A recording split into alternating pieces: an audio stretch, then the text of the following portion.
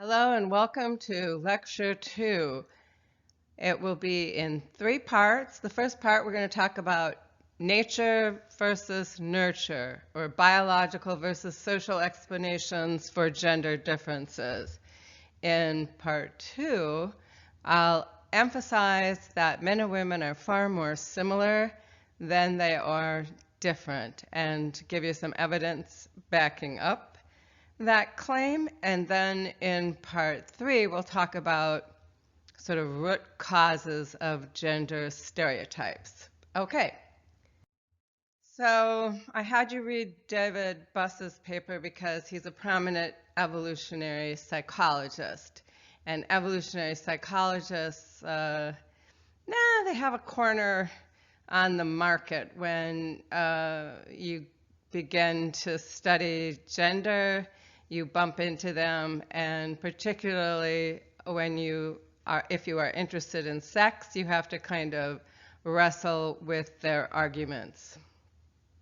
So a great deal of human mating research is conducted by evolutionary psychologists like David Buss, and he, like they, claim the data fits their theory.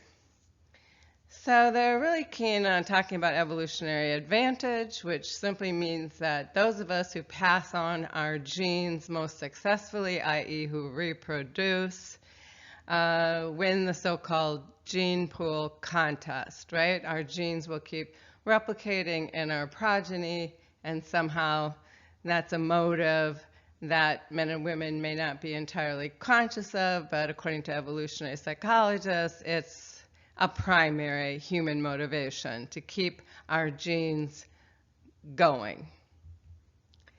So men and women, according to evolutionary psychologists, differ in their mating strategies because they differ evolutionarily, meaning biologically, and as a result, evolution has given them different pressures. So what do I mean by different pressures? How do men and women differ when it comes to mating? For women, it boils down to less is more. Less sex is better for them. And that's because women, who carry the brunt of pregnancy, literally, are more invested in being choosy or discriminating about their male partners. In essence, they need men who will stick around and provide resources for the family. Whereas for men, the catchword is more. The more sex, the better. Men who can't know if they are the father, that's a crucial tenet of evolutionary psychology, paternity uncertainty.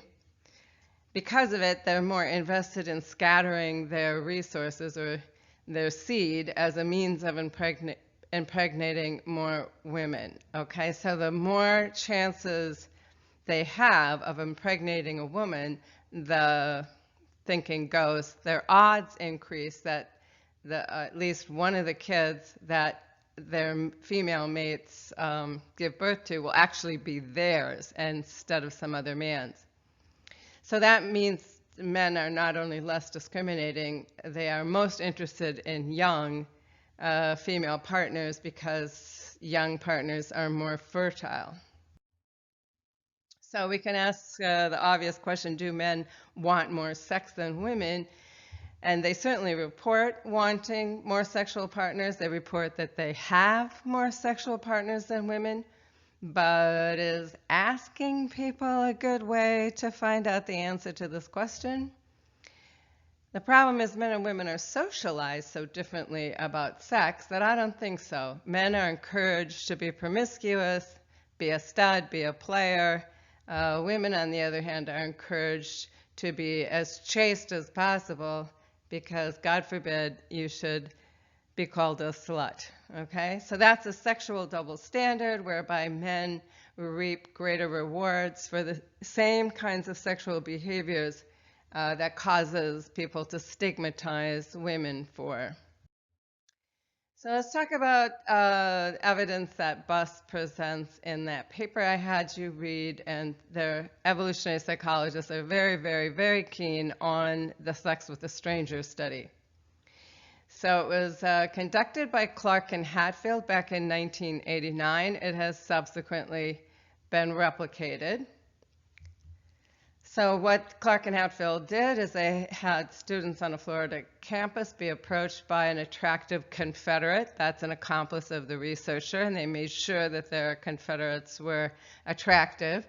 And they were strangers, and they went up to students on the campus and they said, "I've been watching you, and I find you very attractive. Would you be willing to have sex with me tonight?" What did Clark and Hatfield find? Buss tells you, perhaps you remember, perhaps you don't, but 75% of men said yes, and no women at all accepted the offer of casual sex. So when you read about that, were you surprised? Did you guess that it would be something similar with far more men than women accepting an offer of casual sex by a stranger? I think you probably were not that surprised. But you might be surprised that Buss argues that this is strong evidence for evolutionary claims. Men more willing to have sex anytime with anyone, including strangers. And remember, that's because they're trying to make as many women as possible pregnant in order to increase their odds of having a child that's actually genetically related to them, right? So what else might be figuring in women's responses? Remember, no woman said yes. So when I teach this in class, generally speaking, it boils down to two alternative explanations, and they're big ones. The first one is physical endangerment.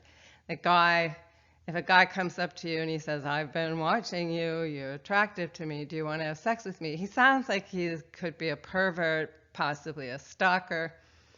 It doesn't sound like a safe situation for women to agree to put themselves in.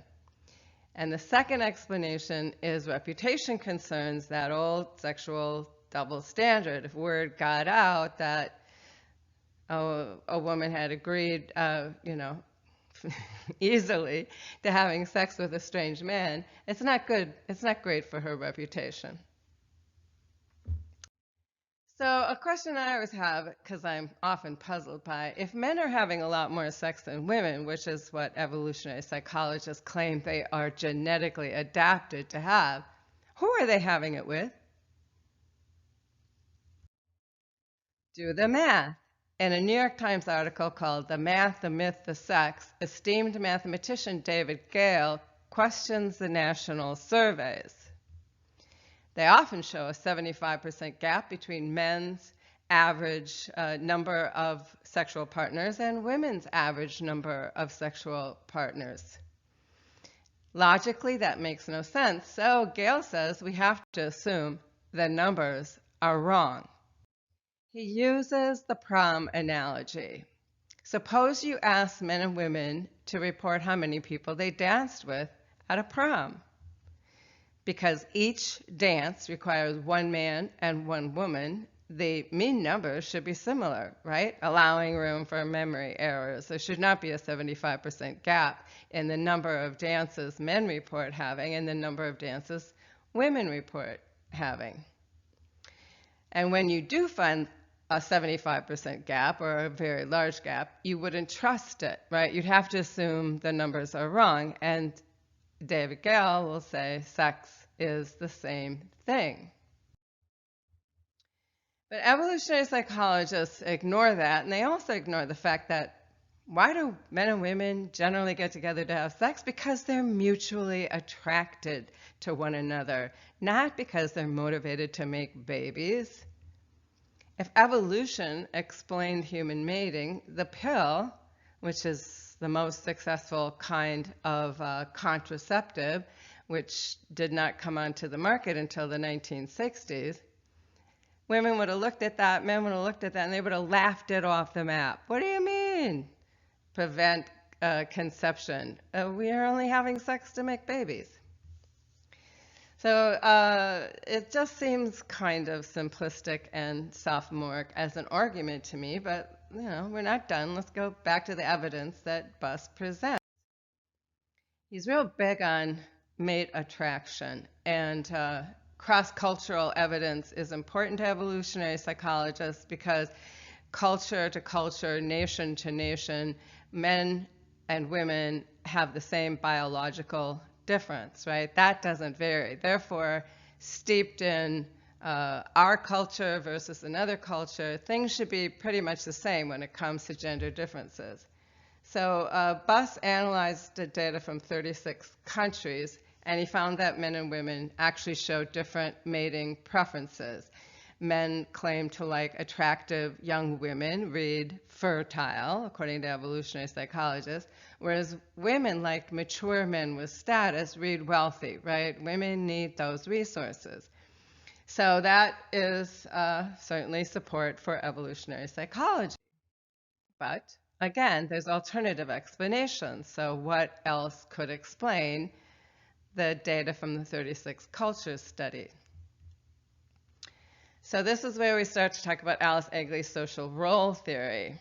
According to Alice Eagly, gender differences spring from assigning men and women different social roles. So we're going to have a cultural reason for why men and women might have different preferences in who they want to mate with. Now, Eagly, to be sure, does not ignore biological differences. They exist. After all, men grow beards and women have breasts. Anybody can see that. But in her theorizing, they play a much smaller role than how boys and girls, men and women, are socialized to think about gender, enact their gender, perform being masculine versus feminine. So this is a pretty good figure that gives you the overlay in abstract terms. So she's got socialization up here as a precursor to everything else that happens. And here's her biological influences. They're kind of buried under other factors. Her big concept is division of labor between men and women, which leads to, she calls it gender role expectations, we'll call it gender stereotypes, as well as differences in what men and women learn to be good at, and differences in how they come to think of themselves as people. And then that in turn feeds into sex differences in behavior. So, example, women are socialized to be caregivers, men to be family providers. And it's true, only women give birth, so that's your biological factor there. But they, they give birth, they maybe nurse for, I don't know, less than a year, but after that, the kid becomes pretty independent. So, just the fact that women get pregnant, give birth, and nurse children, that's not enough to justify the huge difference in the way boys and girls, men and women are socialized. But they are socialized that way, and the gendered labor division shows up both inside the home, with women taught to idealize motherhood and men taught to idealize being a working provider. It shows up outside of the home, even as women have moved in massive numbers into the workplace. How so? Well, obviously more women than men are teachers, nurses, and daycare workers. But even as women have made inroads into middle management positions, about 51% of middle management positions are female, they tend to be sort of ghettoized into HR, human resource managerial slots, rather than running the company's operations or the company's finances. Those are still male-dominated roles. And this role assignment, which has been traditional, causes men and women to develop different skills. They focus on getting good at different things, and it promotes these gendered stereotypes, right? Women are thought to be more communal than men, and men are thought to be more agentic or independent and ambitious than women. Why? Because it suits their role assignment. And the result is gender differences in behavior, with girls taught to play with dolls, boys taught to play with trucks, and then women grow up to shop and cook, and men grow up to go off to work. Note that the paid provider role that men are assigned to gives them more status than women, right? They have access to more power, they have access to more resources, financial and otherwise. Now, women's caretaking roles, on the other hand, are either completely unpaid if they're a stay-at-home mom, or relatively low paying compared to male counterparts in the workplace. In fact, it turns out that even when men and women share exactly the same job, like elementary school teacher, for example, or nurse, it's still the case that men make about 20% more than women do in weekly salary. You can look it up in the Bureau of Labor Statistics website, and you can see how women's work is devalued relative to men's, even when they're doing the exact same type of work. But it's also the case that gender status differences vary by culture. Some cultures are more egalitarian than others, whereas biological gender differences don't vary by culture. So this gives us a clue, right? How can we figure out which theory best explains sex differences in mating preferences? You measure them across many cultures to see if they are moderated by women's empowerment within each culture, right? So David Buss measured human mating preferences across 36 nations, but he didn't look for a possible moderator variable. And that's what Alice Akeley and Wendy Wood did. They reanalyzed David Buss's 36 culture data. But first, they found out what the gender empowerment was for each country. The GEM, or the Gender Empowerment Measure, consists of things like the number of women employed in top positions in government and business, whether or not women have access to equal health care, and whether women are protected by equal opportunity laws in the workplace. So a high score on a GEM index indicates that a culture has relatively more female empowerment. It's more gender fair. So the hypotheses are, if sex differences in mating preferences are caused by evolution, they should be stable across 36 cultures, and GEM scores shouldn't be correlated with it. Shouldn't matter how much gender equality is within each society, right? Because evolution means women are going to want those wealthy guys, and men are going to want those young, fertile women. But if gender differences in mating preferences are caused by gender status differences, which vary across cultures, then the higher the culture's GEM score, the smaller the sex difference. And that's exactly what Akeley and Wood found.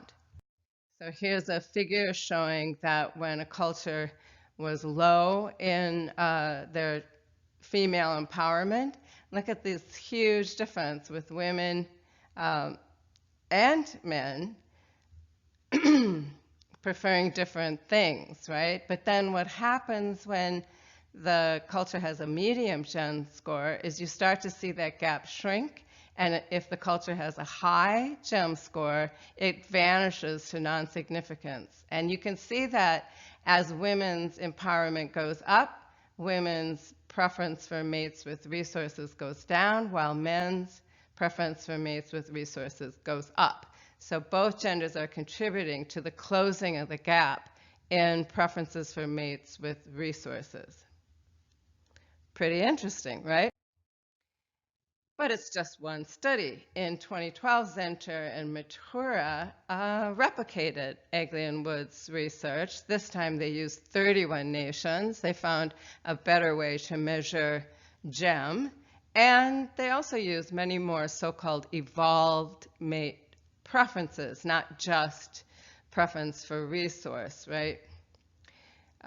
Wealth. They included youth, attractiveness, homemaker skills, and chastity as male preferences in the type of woman they want to mate with. And for female preferences, they added maturity, good education, ambition to wealth.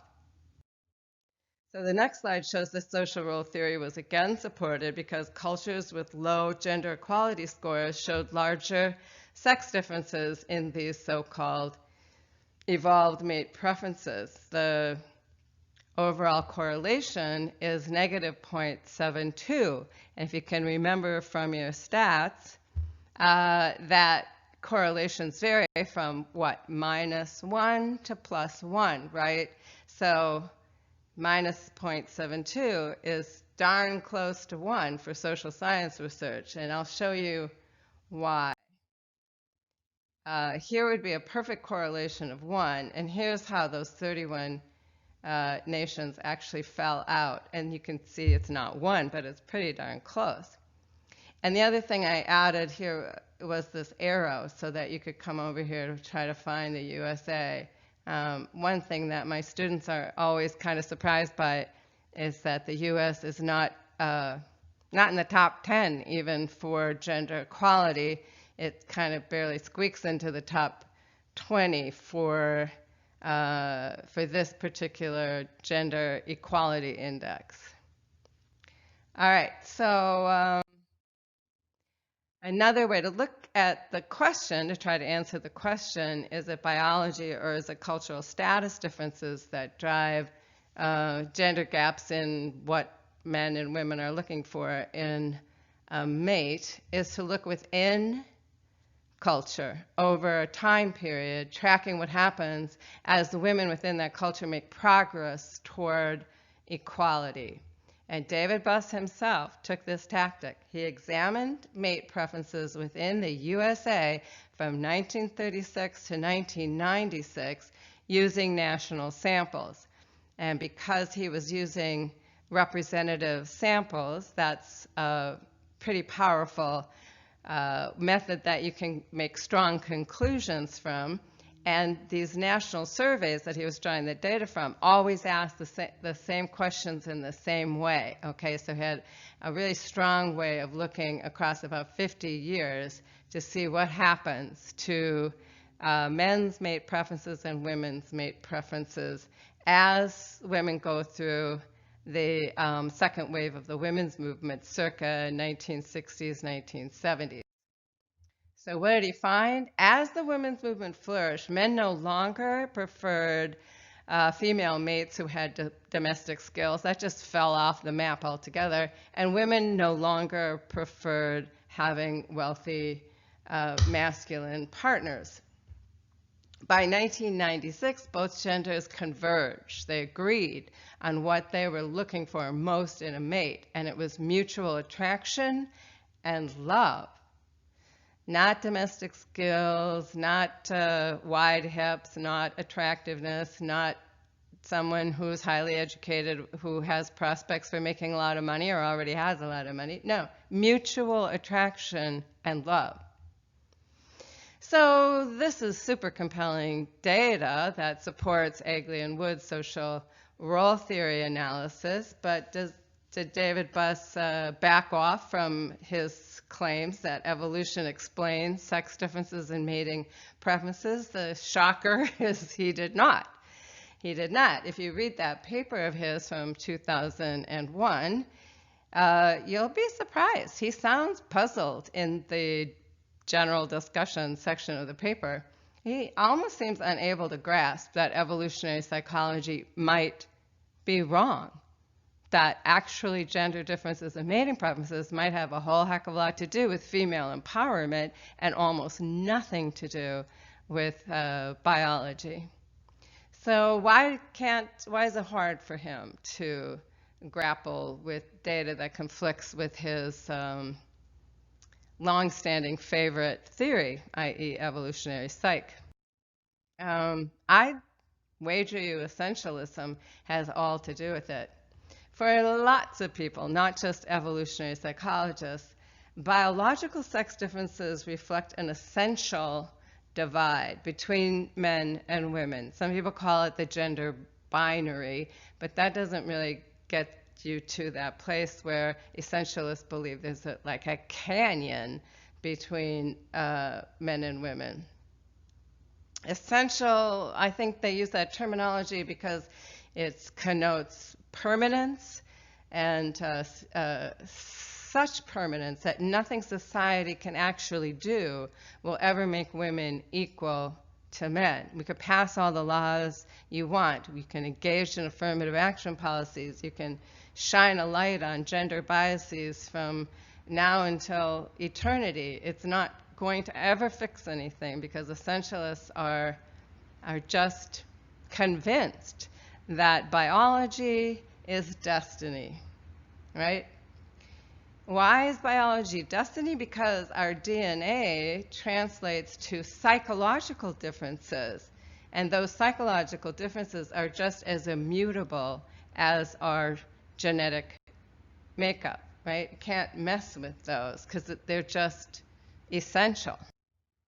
So for example, when Larry Summers was the president of Harvard, he blamed the relative scarcity of women in science, engineering, science, technology, engineering, and math. We call it STEM, high-end STEM professions, in large part on gender differences in innate or natural aptitude. The ability to learn STEM, he thought, was more natural for men than for women. So how does that translate? It sounds like men are naturally smarter, right? Lots of people believe that men are naturally smarter than women. Or update it to 2017 when we take a look at what James Damore did. He was a software engineer at Google, and he posted a 10-page memo on Google's internal company forum in which he argued vociferously that gender diversity efforts were ruining Google's competitive edge. And one of the things that Google had pioneered was their bias-busting initiative, in which they created a series of workshops and videos, and they had all of their employees around the world either attend these workshops in person or online, in which they learned about things like unconscious gender biases. They learned about gender stereotypes. They learned about patriarchy, men being valued more than women just for the simple reason they have a Y chromosome, things like that, right? So they were working really hard on it, and James Damore pushed back. So he cited evolutionary psychology in his arguments that women are both too nice, too communal, too agreeable, and too anxious, nervous, to cut it as engineers and leaders. He argued for essential sex differences that would ever keep women disadvantaged from men than men, more disadvantaged than men when it came to working at Google, right? And he relied heavily on research by David Schmidt, who is almost as prominent an evolutionary psychologist as David Buss. But he did the right thing, because David Schmidt pushed back. In a rebuttal that he posted on Psychology Today's website, David Schmidt stated that James Damore categorically misrepresented his research. Quote, "Using someone's biological sex to essentialize an entire group of people's personality, too agreeable, too nervous, is like surgically operating with an axe. Not precise enough to do much good, probably will cause a lot of harm." And it's certainly the case that James Damore read into David Schmidt's evolutionary psychology arguments that men and women are essentially different thanks to evolution, and nothing Google can do will ever change male advantage in his workplace, right? So not precise enough to do much good, probably will cause a lot of harm, but at least he rebutted James Damore's argument. And Google's CEO agreed with that. He said, "Our coworkers shouldn't have to worry that each time they open their mouths to speak in a meeting, they have to prove that they are not like the memo states, being agreeable rather than assertive, showing a lower stress tolerance, or being neurotic." So what happened to these two men? Well, James Damore was fired, And he subsequently filed a suit for wrongful termination, and he subsequently lost that suit at Google. So what's he doing now? Last time I looked, he was making YouTube videos, and he'd become a member of the alt-right, which is basically becoming a member of white supremacists. So he was very convinced of his original position. He hasn't moved off of it. By contrast, Larry Summers, remember, president of Harvard, thought that men were naturally smarter than women. Well, there was quite an uproar at Harvard, especially from female science faculty, and they got him to listen to them. One of them, Mahzarin Banaji, who is someone that I know rather well because she works with the implicit association test, studying implicit unconscious gender biases. She had Larry Summers take a couple of IATs, and he sort of woke up. He had his click experience, and as a result, he apologized profusely, and he started to commit millions of dollars that were devoted to helping women at Harvard obtain gender equality in science, technology, engineering, and math. So this is a more hopeful outcome, right? And what it shows us is that having essentialistic beliefs is pretty prevalent, pretty common. Even incredibly intelligent people have them, but they're not intractable. They're not something we're stuck with for life. They can be countered by education. All right, so that's the end of lecture 2, part 1, and hope you send me questions, or we can talk about this Wednesday on Zoom. So I'll be jotting down things that you might want to talk about as we go into the next module.